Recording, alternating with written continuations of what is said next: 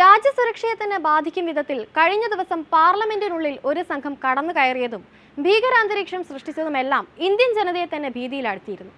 ഭഗത് സിംഗിന്റെ പേരുപയോഗിച്ച് ഇന്ത്യയിലെ ജനങ്ങളുടെ പിന്തുണ പിടിച്ചുപറ്റാൻ ശ്രമിച്ച ആ സംഘത്തിന്റെ യഥാർത്ഥ ഉദ്ദേശം എന്താണ് എന്നതിന് ഇപ്പോഴും അന്വേഷണ സംഘത്തിന് ഒരു ഉത്തരം ലഭിച്ചിട്ടില്ല. ഇതിന് രാജ്യത്തെ ജനങ്ങളുടെ പിന്തുണയുണ്ടാക്കാൻ ഭഗത് സിംഗിന്റെ പേര് ഉപയോഗിച്ചുവെന്നാണ് പോലീസ് കരുതുന്നത്. ഭഗത് സിംഗിനെ പോലെ ഭരണകൂടത്തിന് മറുപടി നൽകാനാണ് ശ്രമിച്ചതെന്നും പ്രതികൾ അന്വേഷണ ഏജൻസികളോട് പറഞ്ഞു. പാർലമെന്റിലെ അതിക്രമത്തിനും പ്രതിഷേധത്തിനും കാരണം സർക്കാർ നയങ്ങളോടുള്ള എതിർപ്പെന്ന് പ്രതികൾ കുറ്റസമ്മതമൊഴി നൽകിയെങ്കിലും ഡൽഹി പോലീസ് ആ മൊഴി മുഖവിലക്കെടുത്തിട്ടില്ല. സർക്കാരിന്റെ ഭരണത്തോട് ജനാധിപത്യപരമായ രീതിയിൽ പ്രതികരിക്കാൻ അവസരം ഇന്ത്യ പോലൊരു രാജ്യത്തുണ്ടായിരുന്നിട്ട് കൂടി പിന്നെ എന്തുകൊണ്ടാകാം അക്രമികൾ ഇങ്ങനെയൊരു മാർഗം സ്വീകരിച്ചിട്ടുണ്ടാവുക എന്നത് തന്നെയാണ് അന്വേഷണ സംഘത്തിന് സംശയത്തിലാക്കുന്നത്. അതുതന്നെയാണ് അക്രമികളുടെ ഉദ്ദേശം മറ്റെന്തെങ്കിലും ആകാമെന്ന നിഗമനത്തിലേക്കും ഡൽഹി പോലീസിനെ എത്തിക്കുന്നത്.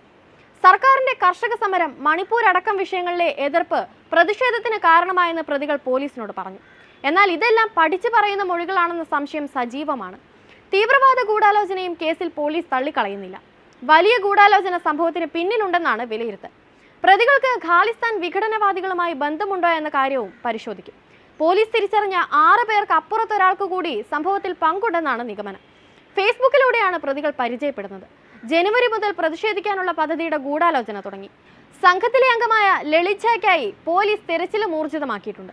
ലളിത അധ്യാപകനാണ്. ഇയാൾക്കപ്പുറം പ്രധാന ഗൂഢാലോചകൻ മറ്റൊരാൾ ഉണ്ടെന്നാണ് പോലീസിന്റെ നിഗമനം. അന്വേഷണം ദേശീയ സുരക്ഷാ ഏജൻസിക്ക് വിട്ടേക്കും. ഇതിനുവേണ്ടിയാണ് കേസിൽ UAPA ചുമത്തിയത്.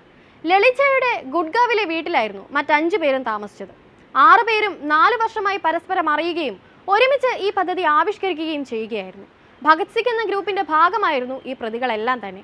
മൈസൂരു സ്വദേശി D മനോരഞ്ജൻ, ലക്നൗ സ്വദേശി സാഗർ ശർമ്മ എന്നിവരാണ് സന്ദർശക ഗാലറിയിൽ നിന്ന് സഭയിലേക്ക് ചാടിയത്. പാർലമെന്റ് ഗേറ്റിന് പുറത്ത് സ്മോക്ക് കാനിസ്റ്ററുകൾ തുറന്ന് മുദ്രാവാക്യം വിളിച്ച ഹരിയാന ജിന്ദ് സ്വദേശിനി നീലം ദേവി, മഹാരാഷ്ട്ര ലാത്തൂർ സ്വദേശി അമോൽ ഷിൻഡെ എന്നിവരെയും പോലീസ് പിടികൂടി.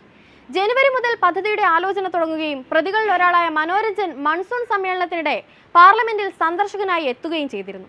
ഇന്നലെ ലോക്സഭയിൽ കയറുന്നതിനായി പ്രാദേശിക MP ആയ പ്രതാപ് സിൻഹയുടെ സ്റ്റാഫ് വഴിയാണ് പാസ് എടുത്തത്. വിവിധ ട്രെയിനുകളിൽ 3 ദിവസം മുൻപായിരുന്നു എല്ലാവരും ഡൽഹിയിലെത്തിയത്. ഇന്ത്യ ഗേറ്റിനടുത്ത് വെച്ചാണ് കളർ ബോംബ് കൈമാറിയത്. പ്രതിഷേധം നടക്കുമ്പോൾ ലളിതയും പാർലമെന്റിന് പുറത്തുണ്ടായിരുന്നു.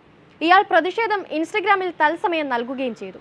പ്രതികൾ പോലീസിന് നൽകിയ മൊഴികൾക്കപ്പുറം മറ്റെന്തൊക്കെയോ ആക്രമണത്തിന് പിന്നിലുണ്ടെന്ന സംശയത്തിൽ തന്നെയാണ് അന്വേഷണ സംഘം. അന്വേഷണത്തിനൊടുവിൽ പ്രതികളുടെ ഉദ്ദേശം എന്തായിരുന്നു എന്നറിയാനുള്ള കാത്തിരിപ്പിലാണ് ഇപ്പോൾ ഇന്ത്യ മുഴുവനും.